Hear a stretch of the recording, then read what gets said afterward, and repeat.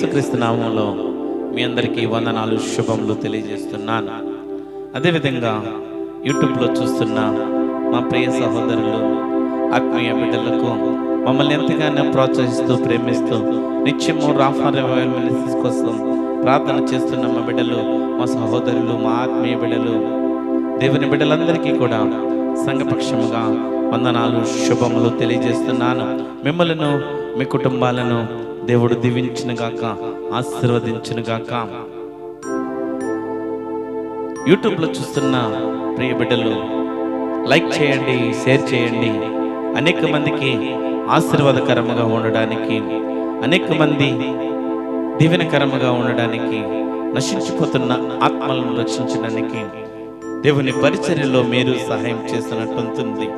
అందుని బట్టి ఇంకను కూడా దేవుడు ఆ పరిచర్యలో మిమ్మల్ని కూడా దేవుడు దీవిస్తాడు, ఆశీర్వదిస్తాడు. ఈ దినమున కొద్ది నిమిషాలు దేవుని వాక్యాన్ని మనం బైబిల్ గ్రంథంలో నుండి చూద్దాం. Thank you Jesus. గత దినములలో యేసుక్రీస్తు ప్రభు జన్మించుట ద్వారా ఈ లోకానికి కలిగినది ఏమిటి అనే అంశం మీద కొన్ని విషయాలు మీకు తెలియజేశాను. యేసు ప్రభు జన్మించుట ద్వారా ఈ లోకానికి కలిగినది ఏమిటి అనే అంశం మీద ఇంచుమించుగా 3-4 మెసేజ్లు చెప్పాను. మరలా ఈ దినమున యేసు ప్రభు జన్మించుట ద్వారా ఈ లోకానికి కలిగినది ఏమిటో కొన్ని విషయాలు మనం చూద్దాం. మొట్టమొదటిగా యేసుక్రీస్తు ప్రభు జన్మించుట ద్వారా లోకానికి వెలుగు కలిగిందని చెప్పాను.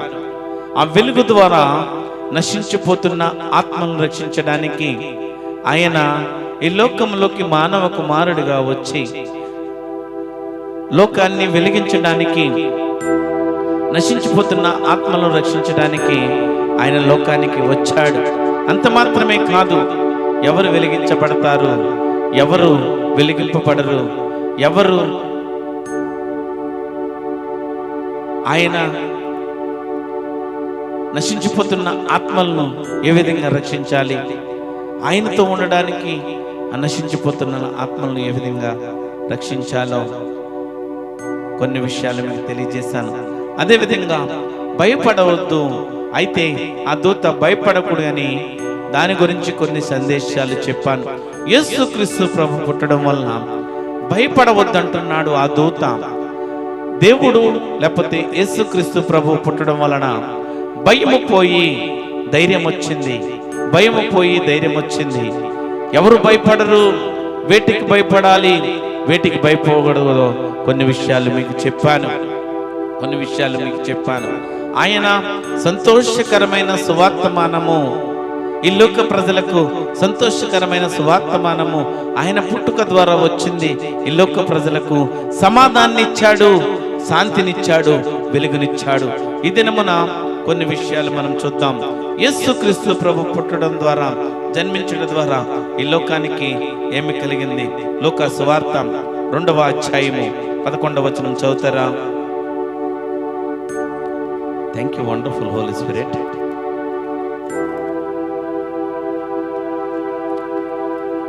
పట్నమందు నేడు రక్షకుడు మీ కొరకు పుట్టి ఉన్నాడు, ఈయన ప్రభు అయిన క్రీస్తు. Thank you wonderful Holi spirit. రక్షకుడు మీ కొరకు పుట్టి ఉన్నాడు. ఇక్కడ యేసు ప్రభు జన్మించటం ద్వారా ఈ లోకానికి కలిగేది ఏమిటంటే, రక్షకుడు మీ కొరకు పుట్టి ఉన్నాడు, రక్షణ కలిగింది. మొదటి భాగం చూద్దాం మనం ఈ దినమున. దేవుని చిత్తమైతే క్రిస్మస్ దినమున 2వ భాగం మనం చూద్దాం. రక్షకుడు మీ కొరకు పుట్టి ఉన్నాడు అంటే రక్షణ కలిగింది. దావీదు పట్టణమందు నేడు రక్షకుడు మీ కొరకు పుట్టి ఉన్నాడు, ఈయన ప్రభు అయిన క్రీస్తు. ఆయన పాపులను రక్షించడానికి లోకానికి వచ్చాడు, పాపులను రక్షించుట కొరకు వచ్చాడు. తిమోతి రాసిన మొదటి పత్రిక 1వ అధ్యాయము 15వ వచనంలో మనం చూడవచ్చు. తిమోతి రాసిన మొదటి పత్రిక 1వ అధ్యాయము 15వ వచనం చదువుతారా?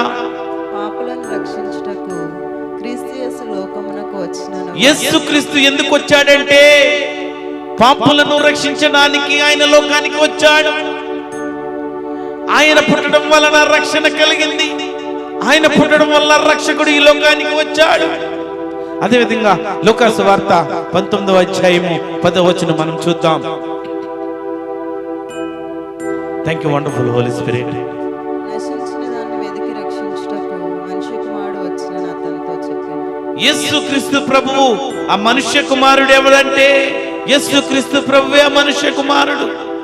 మానవుల పాపముల కోసము నశించిపోతున్న దాన్ని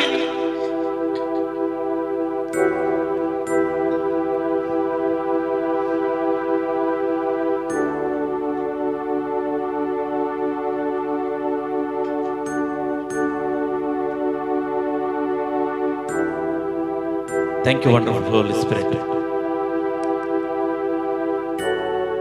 ఇక్కడ లూకా సువార్త 19వ అధ్యాయము 10వ వచనంలో చూస్తే మనుష్య కుమారుడిగా నశించిన దాన్ని వెతికి రక్షించుట కొరకు ఆయన వచ్చాడు. యేసు ప్రభు జన్మించట ద్వారా లోకానికి కలిగినది ఏమిటంటే దీని అర్థము చాలా మంది వ్యక్తులకు తెలియట్లేదు. ఈ లోక ప్రజలకు యేసుక్రీస్తు ఎందుకు వచ్చాడు, అసలు యేసుక్రీస్తు దేవుడా అని నమ్మే వ్యక్తులు లేరు. ఆయన ఎక్కడో ఖండంలో పుట్టాడండి, మన భారతదేశంలో పుట్టాడా అని అనుకునే ప్రజలు ఉన్నారు. బైబిల్లో సాక్ష్యాలతో సహా అన్ని చూపించబడుతున్నాయి.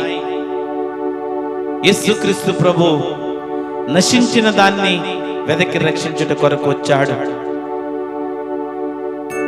ఆయనే రక్షణ ఇచ్చింది. ఆయనే రక్షకుడిగా పుట్టి రక్షణ తెచ్చాడు, రక్షణ ఇచ్చాడు.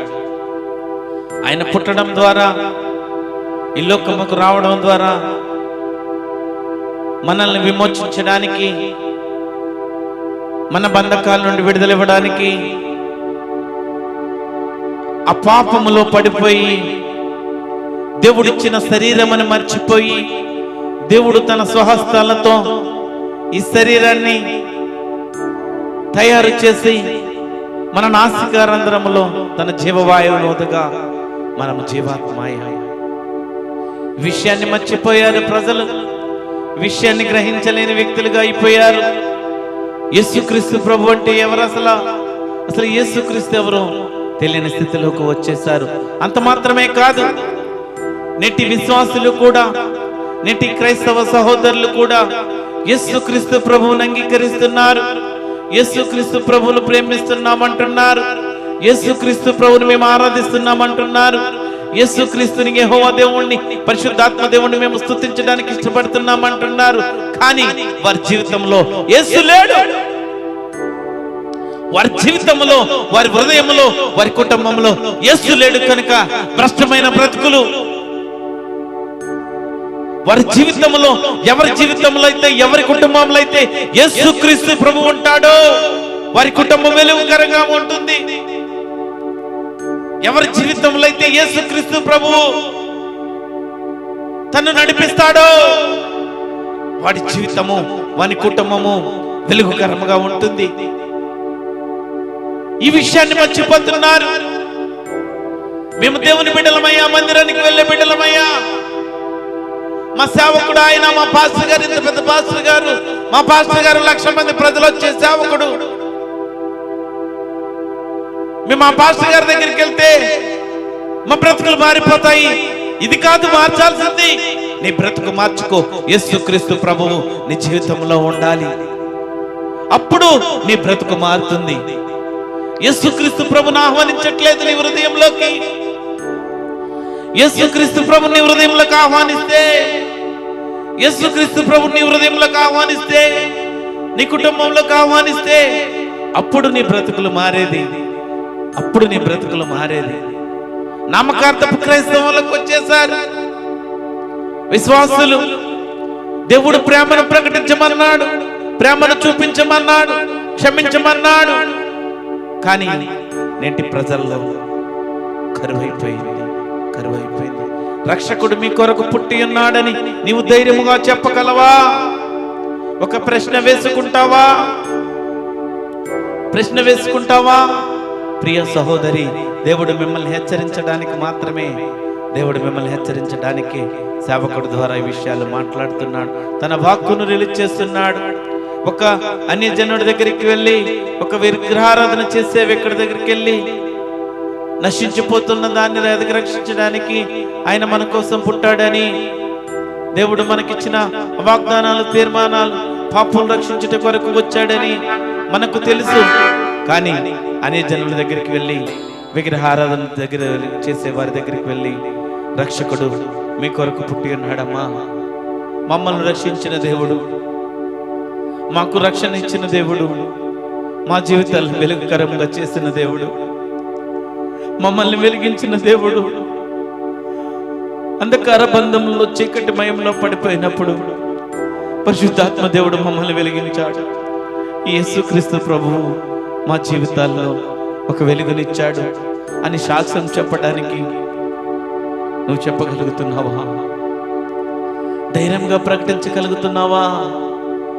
యేసుక్రీస్తు ప్రభు నా కొరకు పుట్టి ఉన్నాడు, రక్షకుడు నా కొరకు పుట్టి ఉన్నాడని నీవే ధైర్యంగా చెప్పలేకపోతే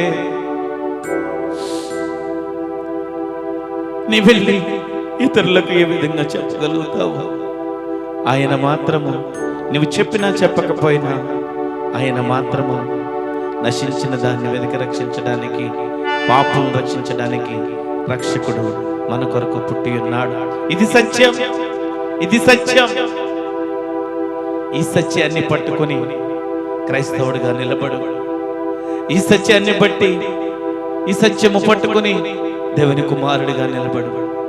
ఈ సత్యాన్ని పట్టుకొని దేవుని బిడ్డగా, దేవుని సాక్షిగా నిలబడు. అది క్రైస్తవ్యం అంటే, అది దేవుని కుమారుడు అంటే. ఒక ఉదాహరణ చెప్తాను. దేవుడి కుమారుడికి, దేవుని కుమారునికి ఉండవలసిన లక్షణాలు చెప్పాను. దేవుని శిష్యునికి ఉండవలసిన లక్షణాలు చెప్పాను. నీవు దేవుని కుమారుడిగా పిలువబడితే, thank you wonderful Holi Spirit, నీవు నేను దేవుని కుమారుడిగా పిలువబడితే ధైర్యముగా నా తండ్రి ఆయనే, నా కాపరి ఆయనే, నా గృహముకు అధిపతి ఆయనే, నన్ను నడిపించేది ఆయనే అని నీవు ఇతరులకు చెప్పగలవు. ఆయనే నా కాపరి, ఆయనే నా యేసుక్రీస్తు ప్రభు అని ఇతరులకు సాక్ష్యం ఇవ్వగలుగుతావు. నీ సాక్ష్యము క్రైస్తవ సంఘాలలో కాదు, నీ సాక్ష్యము విశ్వాసుల మధ్య కాదు, నీ సాక్ష్యము దేవుని సేవకుల ముందు కాదు. నీ సాక్ష్యం ఎక్కడ కనపడాలంటే లోక ప్రజల మధ్య. నీ సాక్ష్యము ఎక్కడ కనబడాలంటే ఈ అన్యజనుల మధ్య. నీ సాక్ష్యము దేవుని కుమారుడిగా ఎక్కడ కనబడాలంటే పాప బంధకాలతో ఉన్న ప్రజల మధ్య, వారి మధ్య నీ సాక్ష్యము. ఈయన ఫలానా వారి కుమారుడని ఏ విధంగా చెప్పగలుగుతున్నారో ప్రజలు నీ గురించి, ఈయన నా కుమారుడు, ఈయన జీవితం ఎలాగ ఉండేది, దేవుడు వాడిని పట్టుకున్నాడు,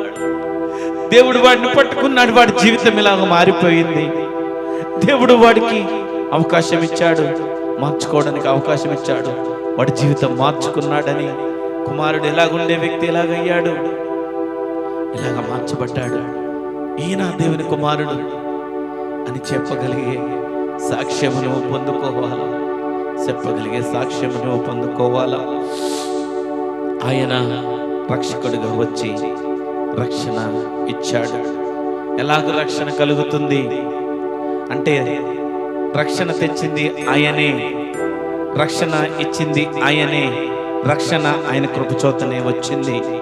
ఎలాగ రక్షణ కలుగుతుంది, ప్రభువు వేటి నుండి రక్షిస్తాడో కొన్ని విషయాలు మీకు తెలియజేస్తాను. రోమీయులకు రాసిన పత్రిక 1వ అధ్యాయం 16వ వచనంలో మనం చూస్తే, సువార్తను గూర్చి నేను సిగ్గుపడవాడను కాను, ఎలయనగా నమ్ము ప్రతివానికి, మొదట యూదునికి గ్రీసు దేశస్థునికి కూడా రక్షణ కలుగజేయుటకు అది దేవుని శక్తి అయ్యున్నది. ఇక్కడ దేవుడు ఉచితంగా క్రీస్తులో నిత్య జీవాన్ని మనకిస్తున్నాడు. అయితే అది మనకు సాధ్యపడే విధానాన్ని అర్థం చేసుకోవడం కష్టం. అందుచేతే రక్షణను గూర్చి దేవుడు ఏం చెప్తున్నాడంటే, అసలు రక్షణ అంటే ఏమిటి? రక్షణ అనే మాటను గ్రీక్ పదంలో సొటీరియా అనగా విడుదల, క్షేమంగా తీసుకురావడం, ఆపద నుండి కాపాడడం. పాత నిబంధనలో దేవుడు తన ప్రజలను రక్షించేవానిగా తనను తాను వెల్లడి చేసుకున్నాడు. రక్షణ ఇచ్చేది యేసుక్రీస్తు ప్రభువే. రక్షకుడు మీ కొరకు పుట్టి ఉన్నాడు. ఆ మాటలోనే ఆయన మనకు రక్షణ తెచ్చాడు, రక్షణ ఇవ్వడానికి వచ్చాడు. ఆయన ద్వారా మాత్రమే మనకు రక్షణ కలుగుతుంది. రక్షణకు ఏకైక మార్గం ఏమిటంటే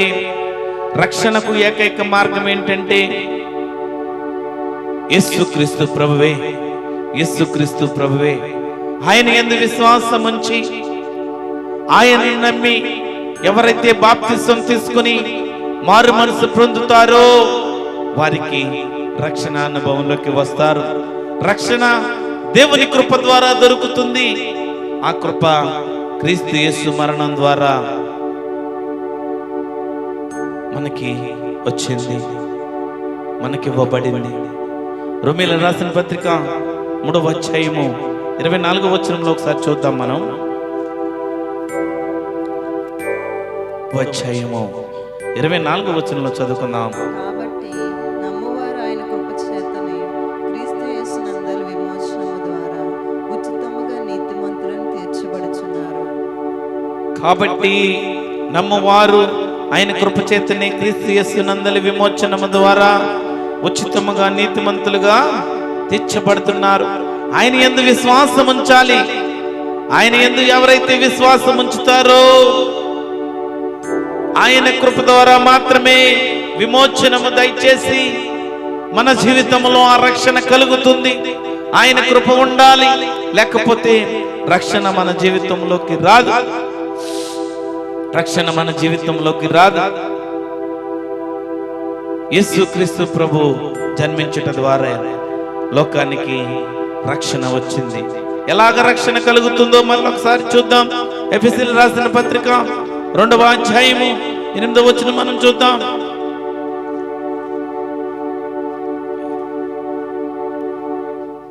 మీరు విశ్వాసము ద్వారా చేతనే రక్షింపబడి ఉన్నారు. ఇది మీ వలన కలిగినది కాదు, దేవుని వరమే. Thank you wonderful Holi Spirit. ఎఫెసీయులకు రాసిన పత్రిక 2వ అధ్యాయము 8వ వచనంలో మనం చూస్తే, మీరు విశ్వాసము ద్వారా కృపచేతనే రక్షింపబడి ఉన్నారు. ఇది మీ వలన కలిగినది కాదు, దేవుని వరమే. రక్షకుడు మన కొరకు పుట్టి ఉన్నాడు. రక్షణ ఆయన వలనే వచ్చింది. రక్షణ తెచ్చిన దేవుడు ఆయనే. కానీ మీరు విశ్వాసము ద్వారా కృపచేతనే రక్షింపబడి ఉన్నారు. కృపచేత రక్షణ, కృపచేత రక్షణ, ఇది దేవుని వరం. ఇది విశ్వాసులుగా మార్చబడినప్పుడు దేవుడిచ్చిన వరం ఇది. దేవుడిచ్చిన వరం ఇది. కృపచేత రక్షణ, ఇది దేవుని వరము. ఆయనే రక్షణకు పాత్రుడు. ఆయనే రక్షణకు పాత్రుడు. రక్షకుడు మీ కొరకు పుట్టి ఉన్నాడు. మన కోసమే నశించిపోతున్న దానిని వెతికి రక్షించడానికి ఆయన, మనకు రక్షణ ఇవ్వడానికి ఆయన మనం ఒక వరాన్ని ఇస్తున్నాడు. ఒక వరాన్ని ఇస్తున్నాడు. ఎలాగూ రక్షణ కలుగుతుంది? కీర్తనల గ్రంథము 6వ అధ్యాయము, కీర్తనల గ్రంథము 6వ అధ్యాయము 4వ వచనం చదువుతారా? యెహోవా తిరిగి రమ్ము, నన్ను విడిపి, నీ కృపను బట్టి నన్ను రక్షించు. యెహోవా తిరిగి రమ్ము, నన్ను విడిపింపుము, నీ కృపను బట్టి నన్ను రక్షింపుము. ప్రభువు కృపను బట్టి నీకు రక్షణ వస్తుంది. ప్రభు కృపను బట్టే నువ్వు రక్షించబడతావు. ప్రభు కృపను బట్టే నీకు అన్ని విషయాల్లో ఆటంకము కలగకుండా దేవుడు సహాయం చేస్తాడు. ఆయన కృప లేకపోతే నీ జీవితంలో నువ్వేది చేయలేవు. ఆయన కృప నీకు తోడుగా లేకపోతే నీ జీవితంలో ఏది చేయలేవు. ఎందుకంటే ప్రతి విషయంలో ఆయన కృప ఇది మనకు అనుగ్రహించబడాలంటే ఆయన యందు విశ్వాసం ఉంచాలా, ఆయనని యందు నమ్మి బాప్తిస్వం మారు మనసు అనుభవంలోకి రావాలా. రక్షకుడు మన కొరకు పుట్టాడని ధైర్యముగా చెప్పగలిగే బిడ్డలుగా మనం ఉండాలి. మనల్ని రక్షించడానికి, మనకు సహాయం చేయడానికి, ఆ రక్షణ ఇవ్వడానికి అన్నిటికీ ఆధారమైన దేవుడు యేసుక్రీస్తు ప్రభు. రక్షణ ఎలా కలుగుతుందంటే ప్రభు కృపను బట్టి కలుగుతుంది. కీర్తనల గ్రంథము 12వ అధ్యాయము 5వ వచనం చూద్దాం. బాధపడు వారికి చేయబడిన బలాత్కారమును బట్టి, దరిద్రుల నిట్టూర్పులను బట్టి నేను ఇప్పుడే లేచిదను. రక్షణను కోరుకుని వారికి నేను రక్షణ కలుగజేసేది అని యెహోవా సెలవిచ్చుచున్నాడు. దేవుడు ఏం చెప్తున్నాడంటే, రక్షణ ఎవరికి కావాలని కోరుకుంటారో, రక్షణ ఎవరైతే నేను మారు మనసు పొందానయ్యా, నా పాపములు వదిలిపెట్టానయ్యా, నా పాత జీవితాన్ని, రోత జీవితాన్ని, ఆ చీకటికరమైన జీవితాన్ని, అంధకారమైన జీవితాన్ని వదిలిపెట్టానయ్యా, నేను రక్షణ కోరుకుంటున్నానని ఎవరైతే దేవుణ్ణి అడుగుతారో, నేను మారు మనసు పొందుతానయ్యా, రక్షణ అనుభవంలోకి వస్తానయ్యా అని ఎవరైతే దేవుణ్ణి అడుగుతారో, రక్షణ కోరే వారికి నేను రక్షణ కలుగజేసేదనని యెహోవా దేవుడు సెలవిచ్చుచున్నాడు. అది మార్కెట్లో కొనుక్కునేది కాదు, లేకపోతే అది ఒక సేవకుడు ఇచ్చేది కాదు, డబ్బులతో పెట్టి కొనుక్కునేది కాదు. దేవుడే నీకు రక్షణ. నీ హృదయాన్ని మార్చుకుని, నీ జీవితాన్ని సరిచేసుకుని, నీ పాప బంధకముల్లో ఉన్న ఆ జీవితాన్ని వదిలిపెట్టేసి, నీ పాపములన్నీ కూడా ఆయన రక్తంలో కడగబడి, యేసయ్యా నా కోసం చనిపోయావయ్యా, నా కోసం సిలువలో త్యాగం చేసావయ్యా, నా పాపముల కోసము సిలువలో మరణించావయ్యా, ఈ దినమున నీ పాదాల చెంతకొచ్చి నీకు విజ్ఞాపన చేస్తున్నానయ్యా, నన్ను క్షమిస్తావయ్యా, నన్ను క్షమిస్తావయ్యా, నన్ను క్షమిస్తావయ్యా.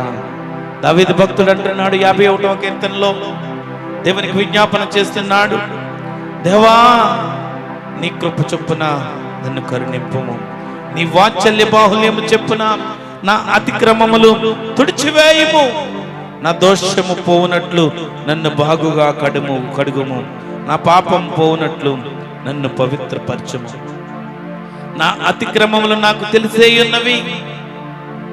దావీదు భక్తుడు విజ్ఞాపన చేస్తున్నాడు. ఈ దినమున రక్షణ ఇచ్చే ప్రభువు మనకున్నాడు, రక్షణ ఇచ్చే దేవుడు మనకున్నాడు. ఆయన కృప ద్వారానే రక్షణ వస్తుంది. మనము రక్షణ కోరుకునే ప్రజలుగా ఉన్నామా? రక్షణ అనుభవంలోకి రావాలని మనస్సు మార్చుకునే స్థితిలో మనం ఉన్నామా? మన పాత స్థితిని, రోత స్థితిని మార్చుకునే బిడ్డలుగా మనం ఉన్నామా? ఈ దినమున నేటి సమాజానికి, నేటి లోక ప్రజలకి, అదే విధంగా నేటి క్రైస్తవ ప్రజలను కూడా ఒక ప్రశ్న ఆలోచన చేసుకో. నీ స్థితి ఏంటి? నీ పరిస్థితి ఏంటి? నీవు రక్షణను పొందుకున్న వ్యక్తివైతే లోకానికి వెలుగుగా ఉండు. రక్షణ అనుభవంలోకి రాని వ్యక్తివైతే, దేవా నేను మారు మనసు పొందానయ్యా, నా పాపములు కడుక్కుంటానయ్యా. దావీదు భక్తుడు రోదన చేస్తున్నాడు, విజ్ఞాపన చేస్తున్నాడు, దేవుణ్ణి బ్రతిమలాడుతున్నాడు. నా దోషములు పోనట్లు నా పాపములు కడుక్కునమయ్యా, నన్ను పవిత్రపరచుమయ్యా, నా అతిక్రమములు తుడిచివేయమయ్యా అని దావీదు భక్తుడు విజ్ఞాపన చేస్తున్నాడు. కీర్తనల గ్రంథము 31వ అధ్యాయము 1వ వచనం మనం చూద్దాం. యెహోవాని శరణు జొచ్చి ఉన్నాను, నన్నెన్నడను సిగ్గుపడనీయకుము, నీ నీతిని బట్టి నన్ను రక్షింపుము. ఆయన నీతిమంతుడిగా చేసే దేవుడు. ఎవరైతే ఆయన యందు విశ్వాసం ఉంచి బాప్తిస్మము తీసుకుని ఆయన నమ్మి రక్షణ మార్గములకు వస్తారో ఆయన నీతిమంతులుగా చేస్తాడు. ఆ నీతిని బట్టే నువ్వు రక్షించబడతావు. ఆ నీతిని బట్టే దేవుడు నిన్ను రక్షిస్తాడు. ఆ నీతిని బట్టే నీకు రక్షణ వస్తుంది. ఆయనే నీతిమంతుడు. ఈ లోకంలో నీతిమంతుడు ఎవరు లేరు. నీతిమంతుడు ఎవరు లేరు. అందరూ పాపము చేసి, భేదము లేదు, ఎక్కడ భేదము లేదు. ఈ లోకంలో ఉన్న ప్రజలందరూ కూడా పాపములు చేసి దేవుడు అనుగ్రహించు మహిమను పొందలేకపోయారు. నీతిమంతుడు ఒక్కడే, ఆయనలో ఏ పాపము లేదు. బైబిల్ గ్రంథంలో సాక్ష్యం ఇచ్చారు. ఆయనలో ఏ పాపము లేదు, ఆయనలో ఏ కపటము లేదు, ఆయనలో ఏ మోసము లేదు, ఆయనలో ఏ స్వార్థము లేదు. అందుకుని నీతిమంతుడిగా ఉన్నాడు ఆయన.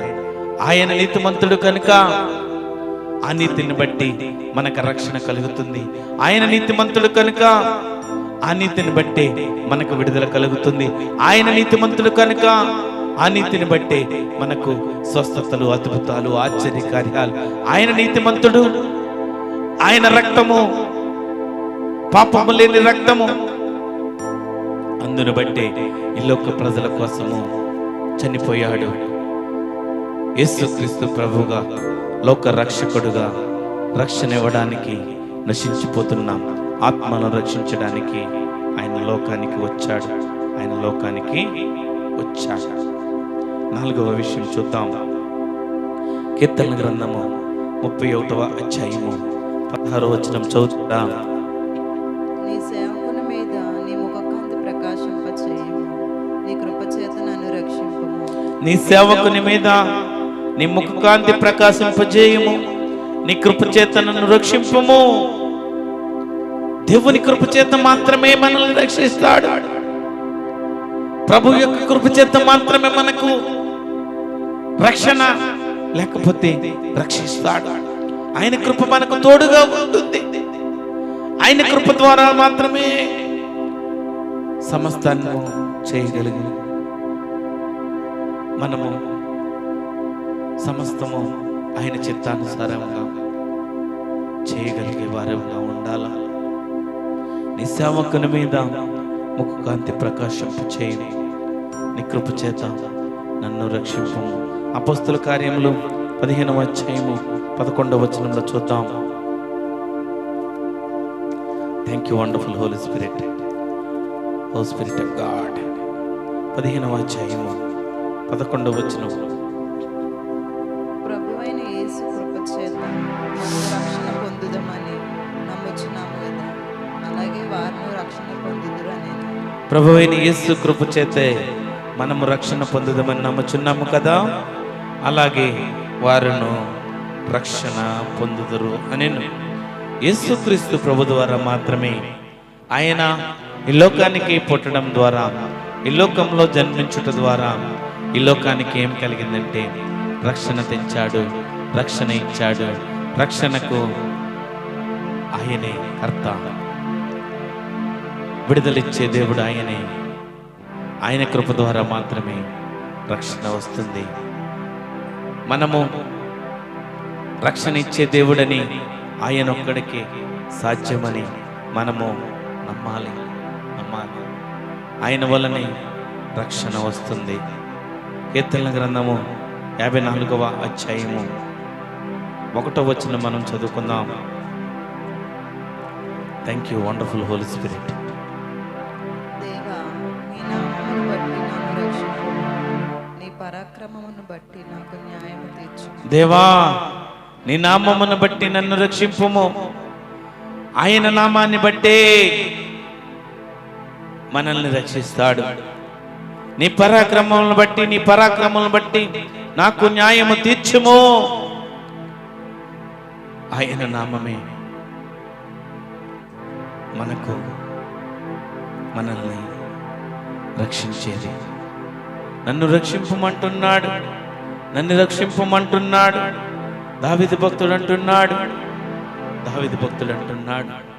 నీ నామమును బట్టి నన్ను రక్షింపుము, నీ నామమును బట్టి నన్ను రక్షింపుము. యెషయా గ్రంథము 45వ అధ్యాయము 22వ వచనం మనం చూద్దాం.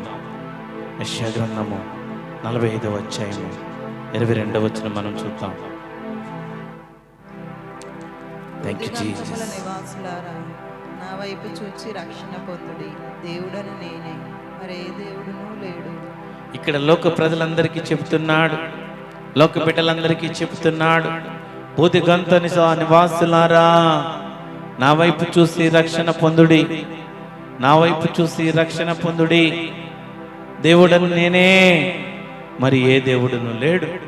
స్పష్టంగా బైబిల్ గ్రంథంలో రాయబడి ఉన్నది. దేవుడొక్కడే, ఈ లోకానికి దేవుడొక్కడే, ఈ లోకానికి చనిపోయి మరలా పుట్టిన దేవుడు కూడా ఒక్కడే, శాశ్వతమైన దేవుడు ఒక్కడే, తండ్రి అయిన దేవుడు ఒక్కడే, కుమారుడైన యేసుక్రీస్తు ప్రభు దేవుడు ఒక్కడే, పరిశుద్ధాత్మ దేవుడు ఒక్కడే. దేవుడు ఎవరైనా ఒక్కడే ఉంటారు. నేను తప్ప వేరే ఏ దేవుడును లేడు. భూదిగంత నివాసులారా నా వైపు చూసి రక్షణ పొందుడి, రక్షణ పొందుడి. దేవుడు లోకానికి ఎందుకు వచ్చాడని చెప్పాను మీకు. దేవుడు ఈ భూలోకానికి ఎందుకు వచ్చాడని చెప్పాను. నశించిపోతున్న దానిని వెతికి రక్షించడానికి వచ్చాడని చెప్పాను. పాపులను రక్షించుట కొరకు వచ్చాడని చెప్పాను. ఇక్కడ భూదిగంత ప్రజలందరికీ చెబుతున్నాడు, ఈ భూలోకంలో ఉన్న ప్రజలందరికీ చెబుతున్నాడు, దేవుడును నేనే, దేవుడు నేనొక్కడినే, దేవుడు నేనొక్కడినే. నా వైపు చూసి రక్షణ పొందుడి. ఆయన మాత్రమే రక్షణ ఇచ్చేది. ఈ లోకంలో పిలువబడుతున్న, ఈ విగ్రహారాధన చేస్తున్న దేవుళ్ళ దగ్గర, దేవతల దగ్గర, దేవుళ్ళుగా పిలువబడుతున్న ఆ విగ్రహారాధనల దగ్గర, విగ్రహాల దగ్గర ఏ రక్షణ కలగదు. అది మనము తయారు చేసుకున్నవి, మనుష్యులు తయారు చేసుకున్నది. కులానికి ఒక దేవుడు, ప్రాంతానికి ఒక దేవుడు, పట్టణానికి ఒక దేవుడు, గ్రామంలో అనేక మంది దేవుళ్ళు ఉండరు. దేవుడు ఒక్కడే, మరి ఏ దేవుడు లేడని దేవుడు స్పష్టంగా తెలియజేస్తున్నాడు. ఆయన వైపు చూడడం ద్వారా రక్షణ పొందుకుంటాము. ఆయన వైపు చూస్తేనే ఆ రక్షణ మనం పొందుకోగలము. ఈ లోకంలో ఏమి చేసినా కూడా రక్షణ కలగదు. ఆయనే రక్షణ ఇచ్చే దేవుడు, ఆయనే రక్షణ ఇచ్చే దేవుడు. రోమీయులకు రాసిన పత్రిక 1వ అధ్యాయము 16వ వచనం చదువుతారా? సువార్తను గూర్చి నేను సిగ్గుపడువాడను కాను.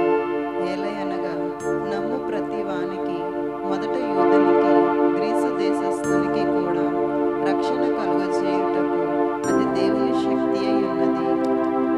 ఏ భేదము లేదు, ఏ ప్రాంతము అని లేదు.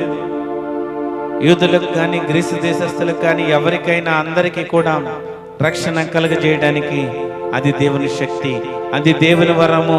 ఆయన ద్వారానే ఆ రక్షణ వస్తుంది. అందరికీ రక్షణ ఇచ్చేది ఆయనే. ఎలాగో రక్షణ కలుగుతుంది మనం చూస్తున్నాం. దానిలో కొన్ని విషయాలు మనం మీకు చెప్తున్నాను. ప్రభువుని నమ్మే ప్రతి వానికి కూడా రక్షణ వస్తుంది. రక్షణ ఇచ్చే దేవుడు ఆయనే, ఆయనే. ఎలయనగా నమ్ము ప్రతి వానికి రక్షణ కలుగజేయుటకు అది దేవుని శక్తి అయి ఉన్నది. ఆయనను ఎవరైతే నమ్ముతారో, ఆయన యందు ఎవరైతే విశ్వసిస్తారో, ఆయన వారందరికీ కూడా రక్షణ కలుగు చేయడానికి అది దేవుని శక్తి, అది దేవుని వరము. రక్షణ ఇచ్చేది ఆయనే. రక్షకుడు మీ కొరకు పుట్టి ఉన్నాడు అంటే రక్షణ మనకిచ్చేది ఆయనే. ఆయన పుట్టుక ద్వారా రక్షణ వచ్చింది. చివరిగా ఎలాగూ రక్షణ కలిగిందో చివరిగా రోమీయులకు రాసిన పత్రిక 10వ అధ్యాయము 13వ వచనం మనం చూద్దాం. 10వ అధ్యాయము 13వ వచనం చదువుకుందాం. ప్రభువు నామమును బట్టి ప్రార్థన చేయవాడెవడో వాడు రక్షింపబడును. వారు విశ్వసింపని వానికి ఎట్లు ప్రార్థన చేయదు. ఇక్కడ మనం ప్రభువు నామమును బట్టి ప్రార్థన చేయవాడెవడో రక్షింపబడును. ఎవరైతే నోటితో ఒప్పుకుంటారో, ఎవరైతే యేసుక్రీస్తు ప్రభు దేవుడు ఎవరైతే యేసుక్రీస్తు ప్రభువు ఆయనే రక్షణ ఇచ్చే దేవుడు, ఆయనే విడుదలిచ్చిన దేవుడు, ఆయనే మన కోసం చనిపోయిన దేవుడు, ఆయన రక్తంలో మన పాపములు కడుక్కుందాం, ఆయనే గొప్ప దేవుడు, సజీవుడైన దేవుడు, జీవము కలిగిన దేవుడు ఎవరైతే నోటితో ఒప్పుకుని ప్రార్థన చేస్తారో వారిని రక్షింపబడనంటున్నాడు. వారిని రక్షిస్తాడు. నోటితో ఒప్పుకోవాలా, యేసుక్రీస్తు ప్రభువు నా పాపములను ఆయన రక్తంలో కడిగాడు, యేసుక్రీస్తు ప్రభువు నా పాపములను విడుదలిచ్చాడు. ఈ దినము నుండి ప్రియ కుమారునిగా, దేవుని బిడ్డగా, దేవుని సాక్షిగా నేను ఉంటాను. ఒప్పుకోవాలా నోటితో. దేవుడు ఒక్కడే దేవుడు, సర్వాంతర్యామైన దేవుడు, సర్వ సృష్టికర్త అయిన దేవుడు. నోటితో ఒప్పుకునే వారికి ప్రభు నామమును బట్టి ప్రార్థన చేయువాడెవడో వాడు రక్షింపబడును. దేవునికి విజ్ఞాపన చేసేవాడు, దేవునికి ప్రార్థన చేసేవాడు వారిని రక్షిస్తాడు, రక్షింపబడునంటున్నాడు. ప్రభువు వేటి నుండి రక్షిస్తాడో కొన్ని విషయాలు చూసుకొని మనం ముగించుకుందాం. ఇప్పటి వరకు ఎలాగో రక్షణ వస్తుందో, ఎలాగ రక్షణ కలుగుతుందో కొన్ని విషయాలు మనం చూసాం. ప్రభువు వేటి నుండి రక్షిస్తాడు కొన్ని విషయాలు మనం చూసి ముగించుకుందాం. కీర్తనల గ్రంథము 91వ అధ్యాయము 3వ వచనం మనం చూద్దాం. వేటకాని ఊరిలో నుండి ఆయన నిన్ను విడిపించును, నాశనకరమైన తెగులు రాకుండా నిన్ను రక్షించును. ఇక్కడ 91వ అధ్యాయము 3వ వచనంలో మనం చూస్తే, వేటకాని ఊరిలో నుండి ఆయన నిన్ను విడిపించును, నాశనకరమైన తెగులు రాకుండా నిన్ను రక్షించును. నీవు యేసుక్రీస్తు ప్రభు ఈ లోకానికి పుట్టుట ద్వారా రక్షణ వచ్చింది. ఆ రక్షణ ఎలాగ కలుగుతుందని చెప్పాను. ఆ రక్షణలోకి నువ్వు వస్తే, ఆ మారు మనసు కలిగి ఆ రక్షణ అనుభవంలోకి వచ్చిన ప్రజలను ఏ విధంగా వేటి నుండి రక్షిస్తాడో మీకు తెలియజేస్తున్నాను. నా సందేశము అర్థమైందని అనుకుంటున్నాను. ప్రభువు పుట్టుట ద్వారా లోకానికి రక్షణ వచ్చింది. ప్రభువు పుట్టుట ద్వారా రక్షకుడు మన కొరకు పుట్టి ఉన్నాడు. రక్షణ ఇచ్చేది ఎవరు, ఎలాగూ కలుగుతుందో, రక్షణ దేని ద్వారా కలుగుతుందో కొన్ని విషయాలు చెప్పాను. ఆ రక్షణలోకి వచ్చిన ప్రజలు మారు మనసు పొంది బాప్తిస్మము తీసుకుని రక్షణను పొందిన ప్రజలకు దేవుడు ఎలాగ సహాయం చేస్తాడో, ఎలాగ రక్షిస్తాడో మీకు కొన్ని విషయాలు తెలియజేస్తున్నాను. మొట్టమొదటి అంశం ఏంటంటే, నాశనకరమైన తెగుల నుండి రక్షిస్తాడు. నాశనకరమైన తెగుల నుండి రక్షిస్తాడు.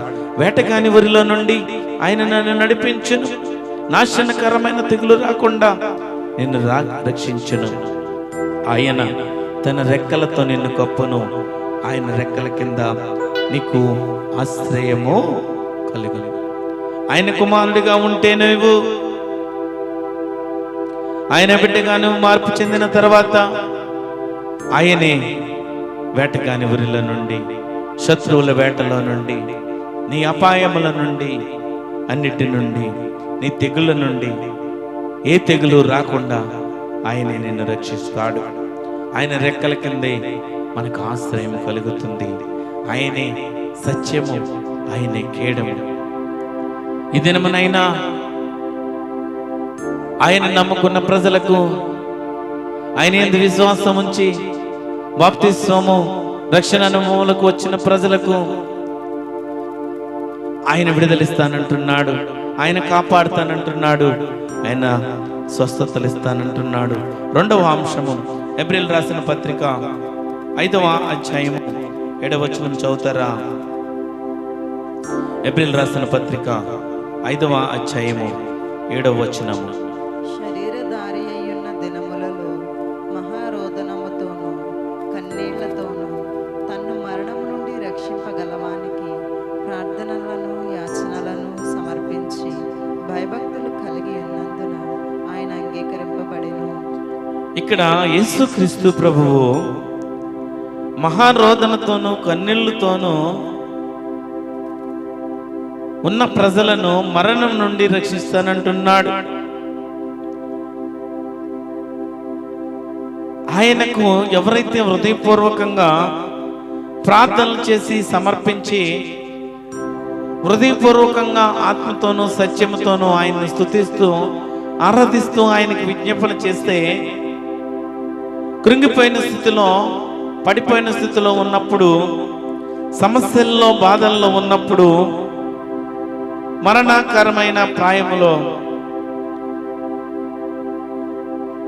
మన రోడ్ల మీద వెళ్ళేటప్పుడు అనేక వాహనాల ద్వారా మరణములు పొందుతున్న వారు ఎంతో మంది ఉంటారు.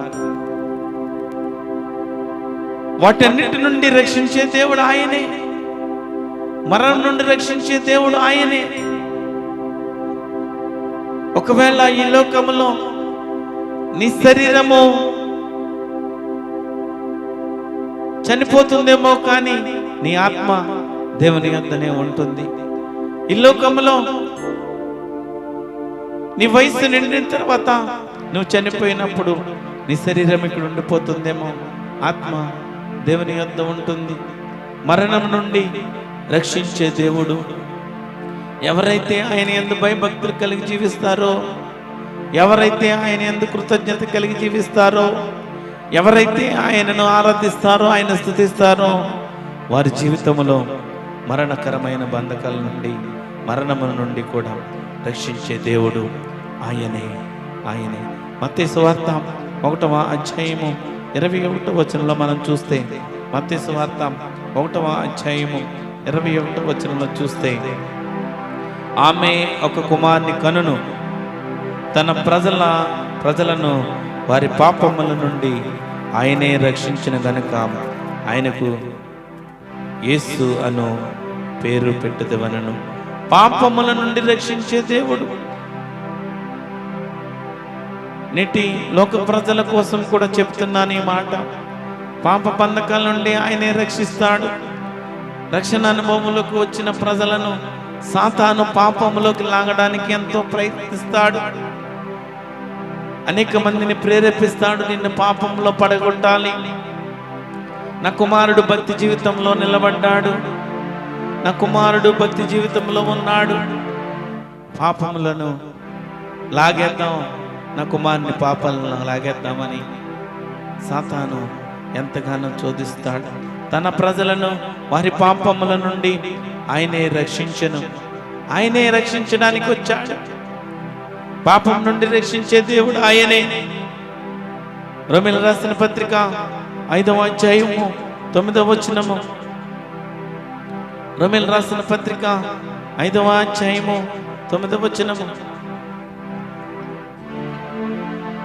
కాబట్టి ఆయన రక్తము వలన ఇప్పుడు నీతిమంతులముగా తీర్చబడి మరింత నిశ్చయముగా ఆయన ద్వారా ఉగ్రత నుండి రక్షింపబడుదుము. కాబట్టి ఆయన రక్తము వలన ఇప్పుడు మనం నీతిమంతులుగా తీర్చబడ్డాము. ఆయన యందు నమ్మి రక్షణ మారు మనసులకు వచ్చిన మనము నీతిమంతులుగా తీర్చబడ్డాము. ఆయన ద్వారా ఒక్కసారి నుండి రక్షింపబడతాము. ఉగ్రత నుండి రక్షించే దేవుడు ఆయనే. ఉగ్రత నుండి తప్పించే దేవుడు ఆయనే. ఉగ్రత నుండి కాపాడే దేవుడు ఆయనే. ఆయన యందు నమ్మకుండా ఈ లోకము లోక పాపములతో ఉన్న ప్రజలకు ఒక దినాన దేవుని ఉగ్రత చూస్తారు, దేవుని కోపాన్ని చూస్తారు. ఆ ఉగ్రతలో రెండవ రాకడలో అనేక మంది దేవుని ఉగ్రతకు బలైపోతారు. నిత్యము మండే అగ్నిలో కొట్టుమిట్లాడుచు బాధపడుతూ ఉంటారు. దేవుడు ఉగ్రత నుండి మనం తప్పించాడు. ఎందుకంటే మనము ఆయన యందు విశ్వాసం ఉంచాము కనుక, ఆయన రక్తంలో మనం కడగబడ్డాము కనుక, ఆ రక్షణను కొనసాగిస్తూ ఎల్లప్పుడూ మనం పవిత్రముగా పరిశుద్ధముగా నీతిమంతులుగా ఉంట చూసుకోవాలా విశ్వాసులు. అంత మాత్రమే కాదు, రక్షణ కొరకు రక్షణ ఇచ్చిన దేవునికి ఎల్లప్పుడూ కృతజ్ఞత కలిగి జీవించాలా. అంత మాత్రమే కాదు, నిన్ను బట్టి అనేక మంది సాక్షులుగా దేవుని బిడ్డలుగా మార్చబడాలా. శత్రువుల చేతిలో నుండి, అపవాది చేతిలో నుండి కూడా రక్షించే దేవుడు ఆయనే. సమూయేలు రాసిన 2వ గ్రంథము 22వ అధ్యాయం 4వ వచనంలో మనం చూడవచ్చు, శత్రువుల చేతుల నుండి కాపాడే దేవుడు. శత్రువులు యుద్ధంలో ఎంతమంది వచ్చినప్పటికీ కూడా దేవుడు నీకు తోడై ఉంటే దేవుడే నిన్ను విడిపిస్తాడు.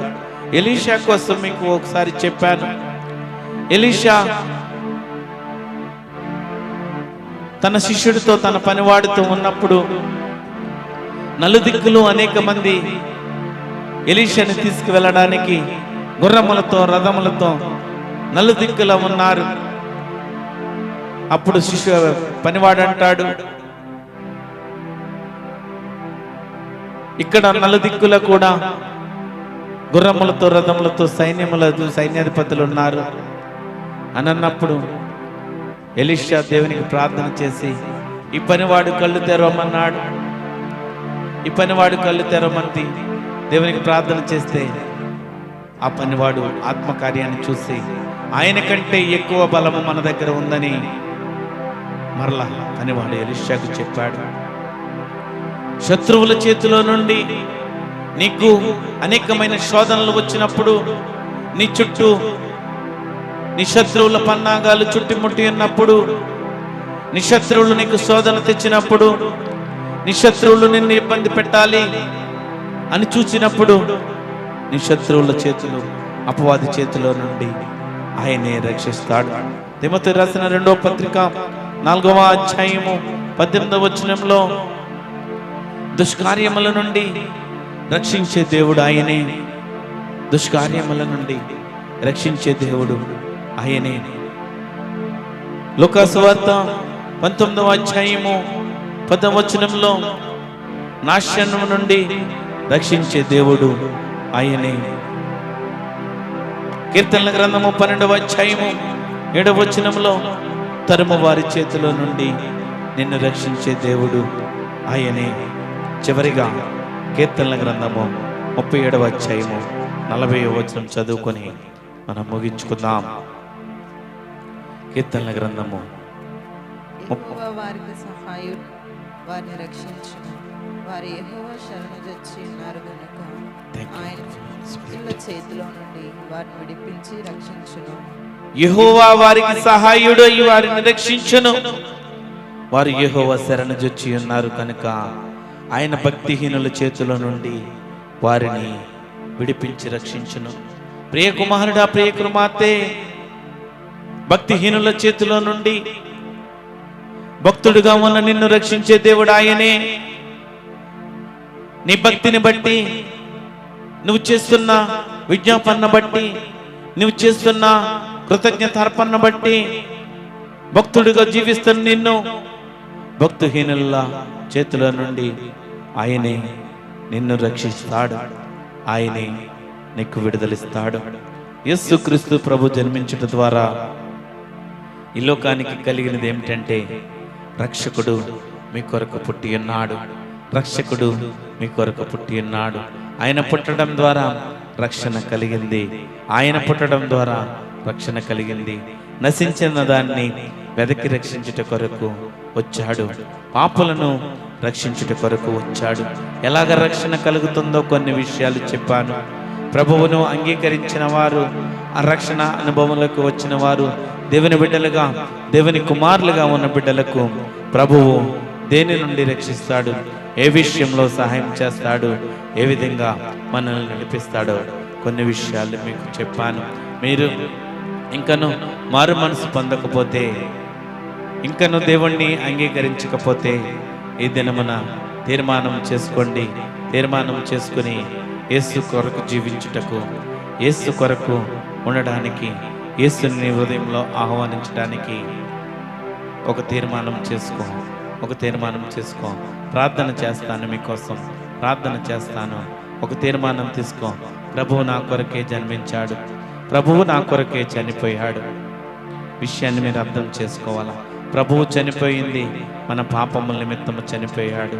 మన బంధకముల నిమిత్తము మనకు విడిపించడానికి, మనల్ని విడుదలవ్వడానికి ప్రభువు చనిపోయాడు. యేసుక్రీస్తు ప్రభు మరలా చెబుతున్నాను, యేసుక్రీస్తు ప్రభు ఎందుకు జన్మించాడంటే మనల్ని విడిపించడానికి, నశించిన దాన్ని వెతికి రక్షించడానికి, పాపలను రక్షించట కొరకు యేసుక్రీస్తు ప్రభు పుట్టాడు.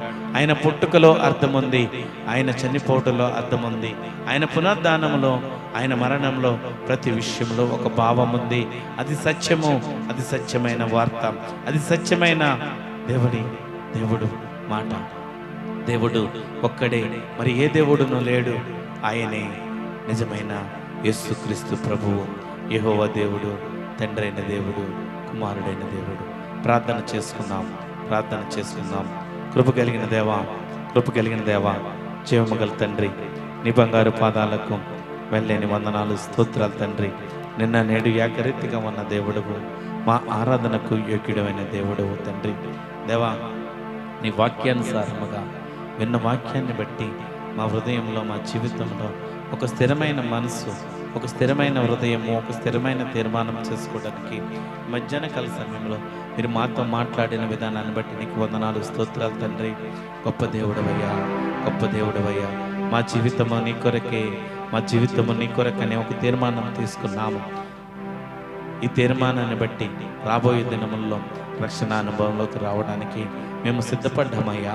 నీకే వందనాలు, స్తోత్రాలు తెలియజేస్తూ దేవా, ఇప్పటి వరకు దేవా మీరు మీ సేవకుడు నిలబెట్టి మీ నోటి ద్వారా నాయన మీ మాటలను బయలుపరిచావు, మీ ప్రత్యక్షతలను బయలుపరిచావు, మీ ఆత్మశక్తి ద్వారా మీరు నడిపించినందుకు నీకు వందనాలు, స్తోత్రాలు తెలియజేస్తూ దేవా, అనేక మందికి దీవెనకరముగా, ఆశీర్వాదకరముగా ఈ సందేశాన్ని ఉంచమని, అనేక మంది ప్రజలు నశించిపోతున్న ఆత్మను రక్షించడానికి మీరే వెలుగు మనం నడిపించమని, సహాయం చేయమని నజరేయుడైన యేసుక్రీస్తు నామములో ప్రార్థన అడిగి వేడుకుంటున్నాను తండ్రి.